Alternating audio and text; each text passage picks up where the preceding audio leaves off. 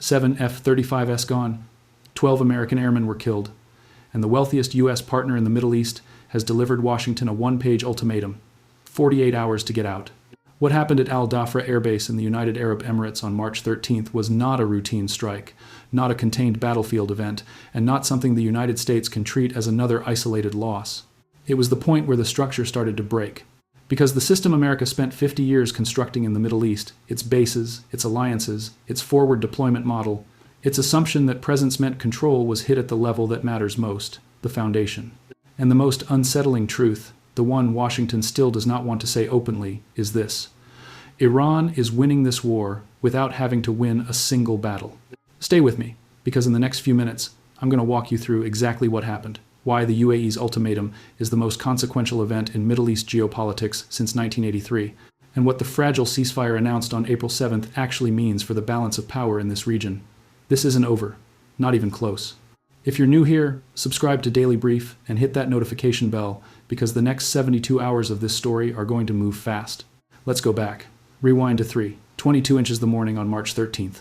Abu Dhabi, Al Dhafra Air Base, one of the most heavily defended military installations on the planet, protected by THAAD missile defense systems, Patriot batteries, South Korean Cheonggung, 2 air defense networks, all of it layered on top of each other. The kind of defense architecture that was supposed to make a strike like this impossible. 6 Iranian Khorramshahr, 4 ballistic missiles came in at 3:22 a.m. Circular error probable, 2 to 5 meters. That means these missiles landed practically on top of their designated targets inside hardened aircraft shelters built specifically to survive this kind of attack. 7 F-35A stealth fighters from the Lightning Bolt Squadron, gone, each one valued between $80 and $100 million. 12 U.S. Air Force personnel were killed before they could reach the flight line, 19 more wounded. Stop. Read those numbers again. Iran spent approximately $6 million to destroy $700 million in American air power. That's not a tactical victory. That's a strategic theorem. That's Iran publishing a new equation for how power works in this region. And the Pentagon is still processing what it means. But the missiles were not even the real story. 42 minutes after the last impact, the UAE ambassador convened an emergency meeting with U.S. Central Command representatives. What he handed them was a single page. One page. It said the United Arab Emirates could no longer guarantee the safety of American military personnel on its soil, and formally requested that U.S. forces begin a phased withdrawal within 48 hours during active combat operations, without a ceasefire in place, without any diplomatic concession offered in return. Just a deadline. This is the first time since Beirut in 1983 that an American ally has asked U.S. forces to leave while those forces were actively under fire. Let that land. If you've been following Daily Brief, you know we've been tracking the strategic drift in Gulf alliances for months, but even for those of us watching closely, the speed of this moment was a gut punch. Now, let me give you the full picture, because this story doesn't start on March 13th. It starts on February 28th, when the United States and Israel launched coordinated strikes on Iran under the code name Operation Epic Fury, targeting military infrastructure, nuclear sites, and leadership. Within hours, Iran activated what it calls Operation True Promise 4, and what followed was one of the most intense sustained missile and drone campaigns in modern military history. Over the next 2 weeks, Iran launched over 650 ballistic missiles and more than 26,000 kamikaze drones at U.S. bases, allies, and civilian infrastructure across the region. The United States, in turn, struck approximately 6,000 targets inside Iran. The toll on Iranian military capability was devastating on paper. Missile capacity down 90%. Drone capacity down 95%, no Air Force, no Navy. U.S. military operations cost Washington over $12 billion in the first 2 weeks alone. As reported by Stars and Stripes, a total of 13 American service members had been killed by March 13th. And yet, Iran was winning. Not because they were beating the United States on the battlefield. They weren't even trying to. What Iran was doing was something infinitely more dangerous. And I want to explain this precisely because most analysis you'll see gets it wrong. Iran was not trying to destroy American military power. Iran was making it too expensive for American allies to keep hosting it. Say that again. Iran's strategic objective was never to defeat the U.S. military. It was to make the cost of hosting U.S. forces existentially unacceptable for the countries who were doing the hosting. Think about it from Abu Dhabi's perspective.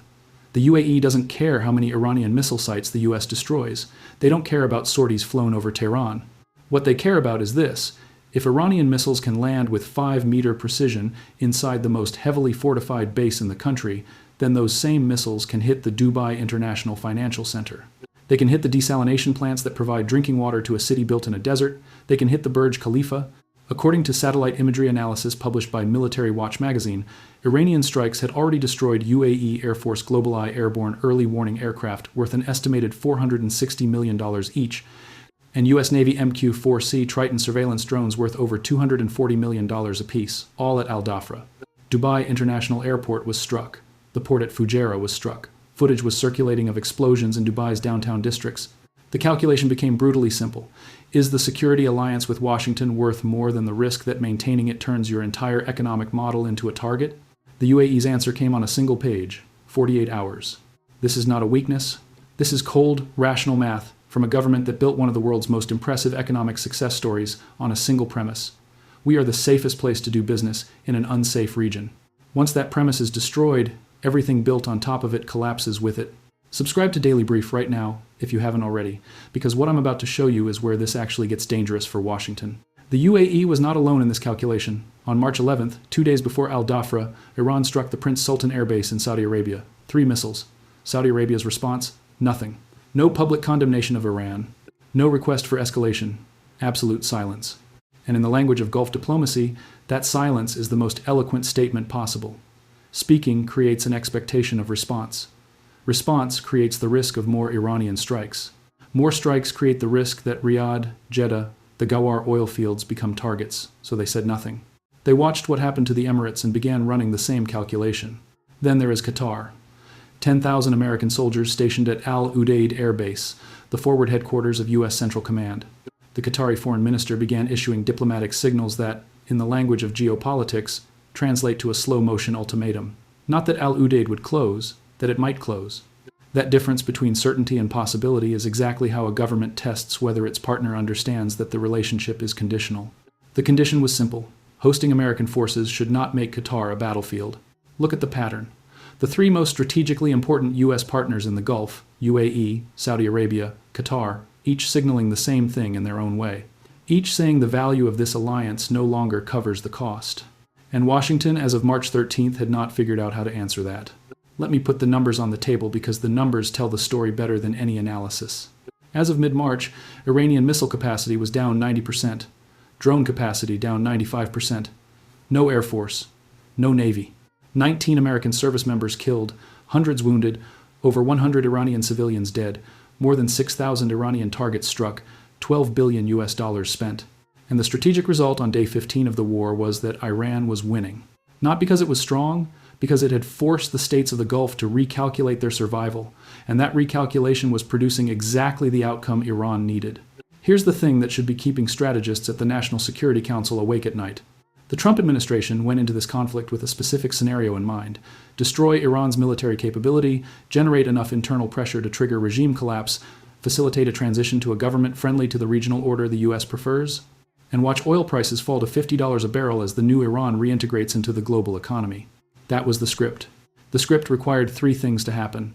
The Iranian population would rise up, the regime's command structure would fracture under military pressure, and Gulf allies would hold firm. None of those 3 things happened. According to multiple intelligence assessments reported in the weeks following the initial strikes, the Islamic Revolutionary Guard Corps was still directing operations. Strategic decisions were still being made. And while some Iranians fled and some reportedly passed intelligence to U.S. and Israeli services, there was no mass uprising, no internal collapse. The IRGC's public communications arm, Qatam Al-Anbiya Central Headquarters, kept issuing coordinated statements through the 57th wave of strikes, not the behavior of a command structure in panic. The population was not rising, the regime was battered but functional, and the allies were not holding. Meanwhile, the Strait of Hormuz, 54 kilometers wide at its narrowest point, remained economically closed, not because Iran was physically blocking every ship, but because the insurance markets had made the calculation for the shipping companies. As reported by CNN, 187 tankers carrying 172 million barrels of crude and refined products were stranded inside the Gulf as of early April. The Dallas Federal Reserve Bank published an analysis noting that the closure had removed close to 20% of global oil supply, 12 to 15 million barrels per day. Oil prices reached their highest levels since the 1970s energy shocks, with Dubai crude hitting $166 per barrel on March 19th, according to the Strait of Hormuz crisis timeline. In California, gasoline crossed $5 per gallon. The OECD projected U.S. inflation rising to 4.2% in 2026, far above the 2025 average. Iran didn't need to sink a U.S. aircraft carrier to win this phase, it just needed the insurance market to keep saying no. And for that, it didn't need missiles. It just needed to maintain enough harassment capability with what remained to keep the risk calculation negative. Now Washington understood this, and Washington responded. The U.S. rushed 10,000 drone interceptor systems manufactured in Ukraine into the region. The USS Tripoli assault ship, carrying 2,500 Marines, joined the Gerald Ford and George H.W. Bush carrier strike groups. ATACMS missiles were used for the first time in history to sink surface combatants. B-52S, A-10S, U-2 reconnaissance aircraft all deployed. France, Italy, and the UK began negotiating convoy operations to push oil tankers through Hormuz. Submarine and mine clearing operations were initiated to try to force the Strait's physical reopening. Real capability, real commitment, real power. And none of it solved the fundamental problem, because the problem wasn't military. It was economic. It was political. And no number of aircraft carriers can make Qatar or Saudi Arabia feel safe enough to stay in an alliance that Iran has just demonstrated will turn their country into a war zone. I want to tell you about the moment that clarified all of this, the moment I think historians will mark as the real inflection point of this conflict. In the early hours of April 7th, Trump issued an ultimatum. Open the Strait of Hormuz, or face the destruction of Iran's entire civilization. The threat was real. The deadline was 8 p.m. Eastern that evening. And then, with less than 2 hours to spare, Pakistan's Prime Minister Shehbaz Sharif called Trump and asked him to delay. Trump agreed. Iran agreed to a 2-week ceasefire and indicated it would allow passage through the strait. Oil fell 16%. The Dow jumped 1,274 points. The Nasdaq surged 3.46%. South Korea's KOSPI spiked 6.87%. The relief was real and immediate. But read the fine print, because the fine print is where Iran won. Iran's 10-point proposal, which Trump called a workable basis on which to negotiate, and said that almost all points had been agreed to, included the following: withdrawal of all U.S. combat forces from regional bases, lifting of all sanctions, release of all Iranian frozen assets, full payment of Iran's war-related damages, and here is the sentence that analysts at every major institution are still processing: the reopening of the Strait of Hormuz in coordination with Iran's armed forces to guarantee Iran's dominance. As reported by CNN, Iran had in recent weeks been charging shipping companies up to $2 million per vessel for guaranteed safe passage through the strait. Capital Economics estimated this added roughly $1 per barrel to global oil costs, modest in isolation. But what it represented was something economists described as a de facto partial nationalization of the shipping route. Iran, a country whose military had just been reduced to 10% of its pre-war capacity, had effectively established toll authority over the most critical energy choke point on Earth. Think about that. Iran walked out of 6 weeks of the most intense U.S.-Israeli bombardment in the history of military operations against a middle-tier power and walked away with de facto control of 20% of the world's oil supply. Routing. The ceasefire is fragile. As of this recording, Iran was still launching missiles and drones after the announcement. Negotiations are scheduled in Islamabad. Israel is demanding Iran surrender enriched uranium stockpiles. Iran is demanding the U.S. accept its nuclear enrichment program. As Mehran Kamrava of Georgetown University in Qatar told CNBC, there is tremendous willpower from both sides to end this, but the trust deficit is profound.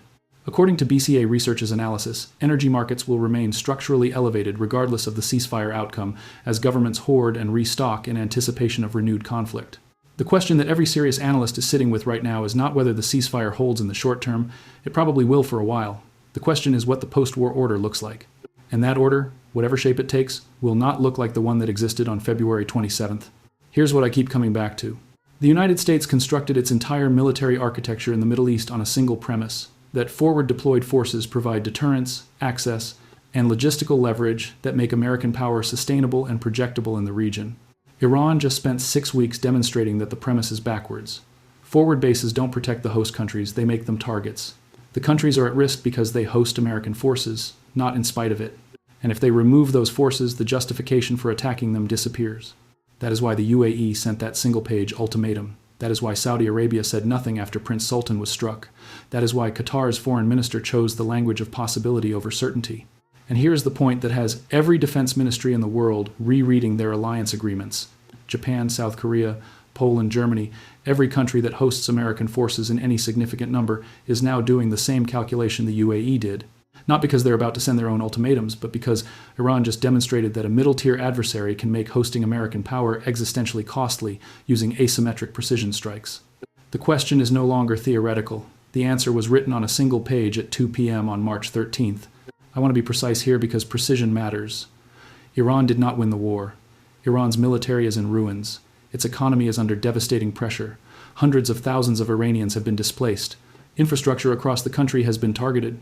The human cost is staggering, and the ceasefire, if it holds, may produce terms that significantly constrain Iran's future nuclear and military activities. But Iran achieved its strategic objective, and that objective was never to defeat the United States militarily. It was to make U.S. military presence in the region unsustainably costly for the states that enable it. And for that specific objective, losing 90% of your missiles only matters if you use the remaining 10% stupidly. Iran didn't.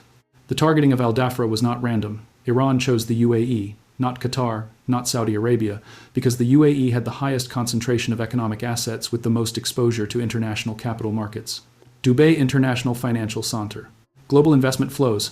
The entire edifice of the UAE's economic model. A government with more to lose makes the calculation faster. Iran knew that the choice of target was as strategic as the choice of missile. As CNBC reported, the ceasefire came after Pakistan brokered a last-minute intervention. The fact that a nuclear-armed Islamic Republic had to serve as the intermediary, not a European power, not the UN, tells you something important about the diplomatic geography of this conflict. So where are we now as of April 9th? The ceasefire is 2 days old and already being tested. Iran's 1 0-point proposal includes terms Washington has historically found unacceptable: sanctions, relief, force withdrawal, nuclear program recognition. Trump says the outlines are agreed. His advisors say there's more to resolve. Israel says not enough concessions. Iran says the ceasefire is temporary and its military is waiting. Oil has fallen from its highs, but remains 40% above pre-war levels. Brent crude is still near 95, WTI is near 96. The 187 tankers carrying 172 million barrels of crude remain largely stranded, their backlog not clearing overnight. As Bob McNally of Rapidan Energy Group told CNN, the market has been eager to get good news, but it remains to be seen if the Strait of Hormuz opens fully. That's the whole ball of wax. I see two paths from here. The first path, the ceasefire holds. Iran and the U.S. conclude a framework agreement in Islamabad that gives Iran enough economic oxygen to declare victory domestically while giving the U.S. enough constraining language to declare Iran's nuclear threat managed. The Gulf states stabilize, oil flows resume, prices normalize gradually over months, the alliance architecture bends but doesn't break, with the understanding that the terms have fundamentally changed. U.S. forward presence in the Gulf contracts. Iran's leverage over the Strait is institutionalized, perhaps through the maritime protocol with Oman that Tehran was reportedly finalizing. The region enters a new equilibrium, one where Iran has more structural power than it had on February 27th, but where all-out war is avoided. The second path, the deal falls apart. Iran walks away from Islamabad without sufficient concessions. Trump reimposes the threat. Iran demonstrates that even at 10% military capacity, it can sustain enough disruption to keep the Strait economically closed. Saudi Arabia quietly requests the same consideration the UAE received. Qatar formally asks about the timeline for Al Udeid drawdown. The U.S. finds itself operating from Djibouti and Jordanian bases hundreds of miles from the theater with degraded coverage and extended supply lines. And the strategic defeat Iran engineered without winning a single battle becomes permanent. I think we're closer to path 1 than we were a week ago. But I thought we were on a path to de-escalation 3 weeks ago too.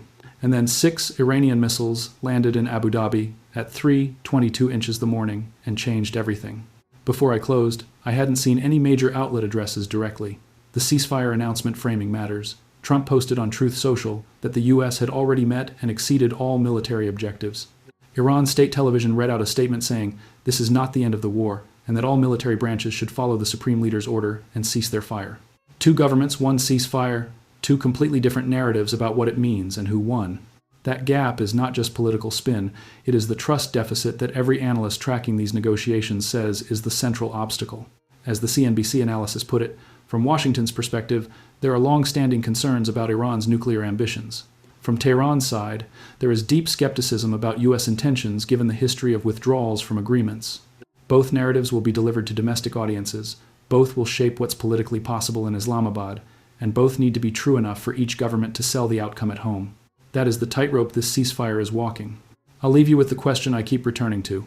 If Iran could achieve its strategic objective while losing 90% of its military capacity, What does that say about the limits of conventional military power when an adversary is strategic enough to avoid fighting on the terrain where conventional power is decisive? $6 million in missiles, $700 million in destroyed aircraft, a 4-8-hour ultimatum from an ally, a fragile ceasefire negotiated through Islamabad, and a de facto toll booth on 20% of the world's oil supply. The world you wake up in tomorrow is structurally different from the one that existed 6 weeks ago. Not because of who won the most battles, but because of who understood better what the battles were actually for. Drop your analysis in the comments. I read every single one. Did Iran win the peace while losing the war? Can this ceasefire hold? And the real question, when the dust settles, which country emerges with more structural leverage? Tell me what you think. If this analysis adds value, hit like and share it, because these next 2 weeks in Islamabad may determine the shape of the Middle East for the next 2 decades. And the more people who understand the actual dynamics, the better the conversations we can have. Stay sharp,